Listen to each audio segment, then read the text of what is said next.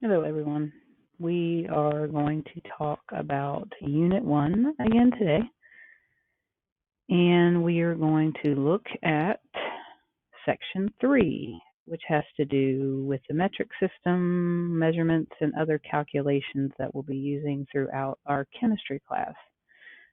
Most of this stuff you should already know how to do, so it's really just a review since your prereq for this class was algebra. All right, so first we're going to talk about accuracy versus precision. Accuracy is defined as how close a measurement comes to a true or accepted value. So when we say true or accepted value, we're talking about things like the densities of certain metals or the boiling points of certain chemicals. You know, they've already been tested over and over again, so this is the true value for it as accepted in the scientific community. So accuracy is how close you come to that when you're making measurements in the lab.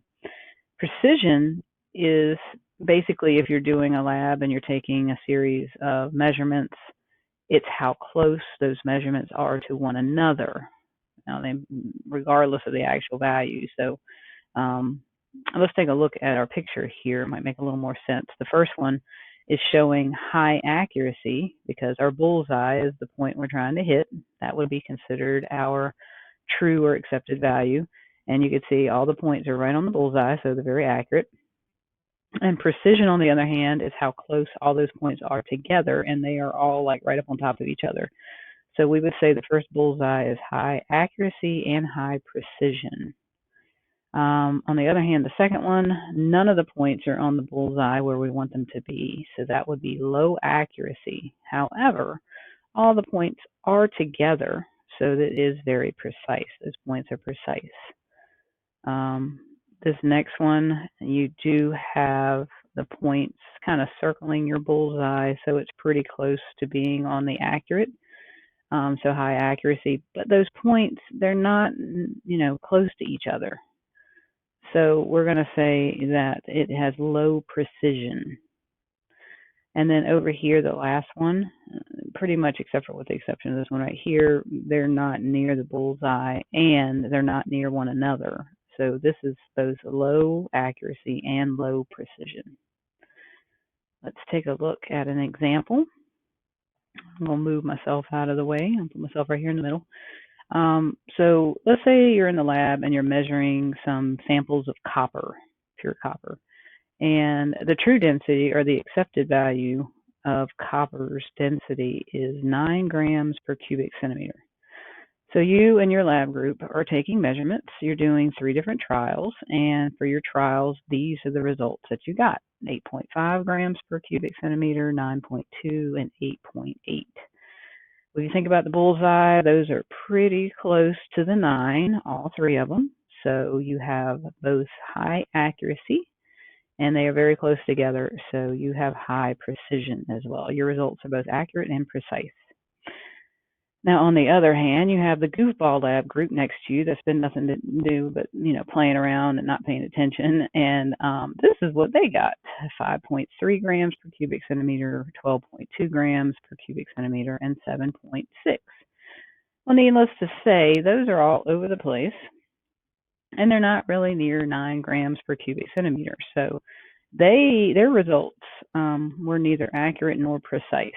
And I'm sure that they will get a bad grade because of it. Okay. All right, so let's look at the accepted and the experimental values. So again, accepted is what the correct measurement is based on reliable resources. So you could look up the boiling point, the freezing point, the density, things like that of objects. And then there are the results that you get that are measured in the lab. So for example, look at our thermometer here. It says water boils is 100 degrees Celsius or 212 degrees Fahrenheit. And you had people in the lab taking measurements. They ended up with 210, 215 degrees, 211 degrees, 212 degrees. So they're all pretty close to 212. So we can say they are pretty accurate. And they are pretty precise too. But just to say, just showing you, 212 is the accepted value, and the experimental value would be the numbers that you got in the lab. Now, the reason why we talked about that is because I have to get you into what the percent error means. So the percent error is the difference between what you get in the lab and what the true or accepted value is. That's what error is. It can be a positive or a negative number. So error equals the accepted or true value, and then you subtract your experimental results or data from it. Now, we get a percent error when we take this formula here, divide it by the accepted value, and actually multiply it by 100. Okay, sorry, had to add that times 100 in there. So percent error is equal to the accepted value or the true value, around the world that all scientists accept, minus what you get in the lab, the experimental value, divided by the accepted value times 100. So let me show you an example of this. So I've also created a video with as a recorded lecture with some percent error examples if you need them. But pretty much this is fairly easy. You'll be given, or you'll record your own experimental value. You'll have the accepted or true value. So for in this case, I'm asking you to find the percent error for experimental value is 1.54 grams. The accepted value is 1.60 grams. You got to set up your problem, so you just plug all the numbers into that formula. 1.60 accepted value minus 1.54 the experimental value divided by the accepted value times 100.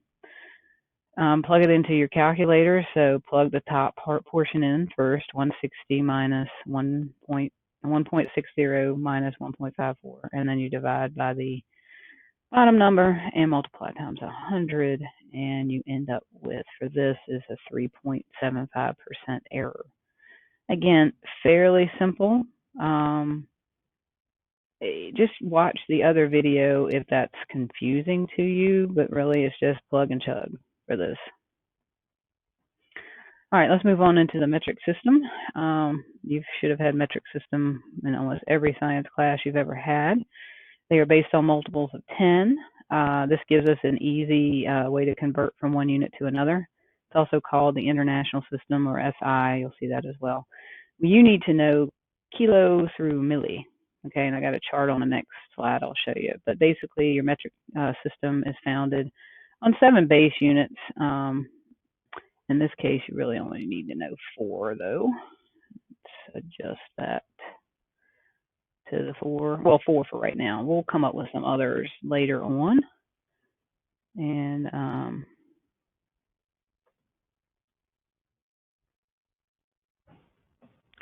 when we get into the later chapters, we'll come up with some. So the metric system is founded on 7, and you need to know these.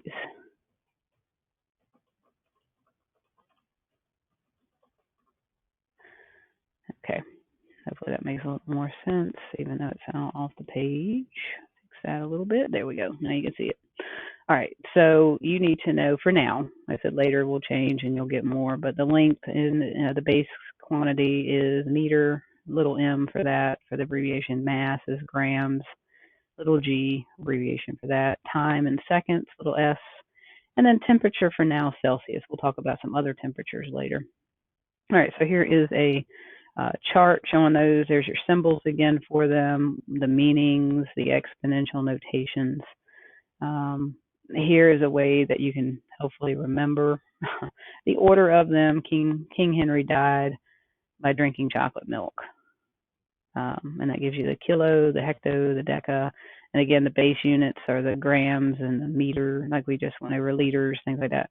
Deci, centi, milli. Now, when you're converting between prefixes, and we'll talk more about this later, you can go one way or the other. You can divide numbers by 10 if you're getting bigger, which is the same as moving the decimal point one place to the left, or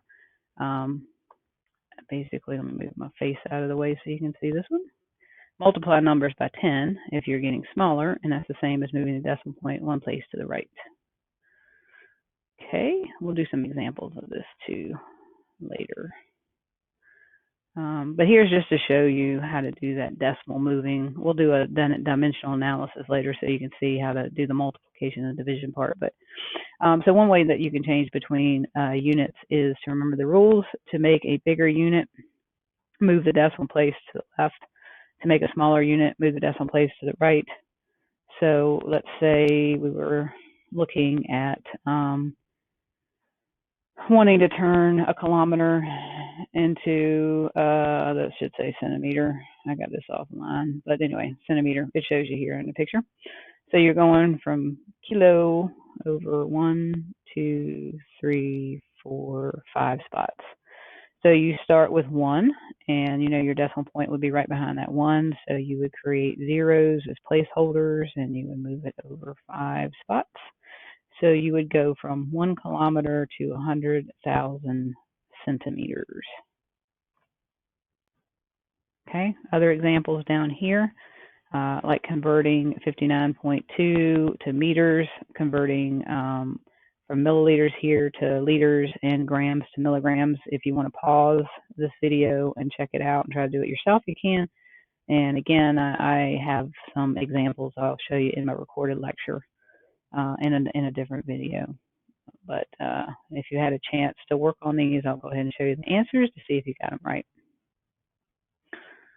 Okay, if you did not get those right, then I highly recommend watching the other videos that I have created with a bunch of different examples, walking you through them. All right, so how do we measure matter? One way is by determining its volume, which if you have a nice square or rectangular object that you can take measurements of and get the length and the width and the height, like our little box down here, then you just multiply those together, length times width times height. Volume can either be written as milliliters in a liquid or cubic centimeters if it's a solid. And please note, back up, please note 1 cubic centimeter, also written as 1 cc, is equal to 1 milliliter. Now this picture right here shows using the water displacement method. So if you have an irregularly shaped object that you cannot take the width and the length and the height on, and you drop it down into a water sample, the amount of water that rises based on how much water you started with, how much water you ended with, can tell you the volume of the object. So here's a couple of examples. Length times width times height. Take the measurements, because this is a nice boxy, square, rectangularly shaped object that we can actually get the length and the width and the height from. Again, you just multiply. Since you're multiplying centimeters 3 times here, we end up with cubic centimeters as our units. Here's just an example showing the water displacement method. The initial volume in the graduated cylinder, you can see, was 50 milliliters. And once you dropped that sample in it, it rose to 60.5 milliliters. And all you do is you subtract, and the volume of the sample would end up being 10.5 cubic centimeters.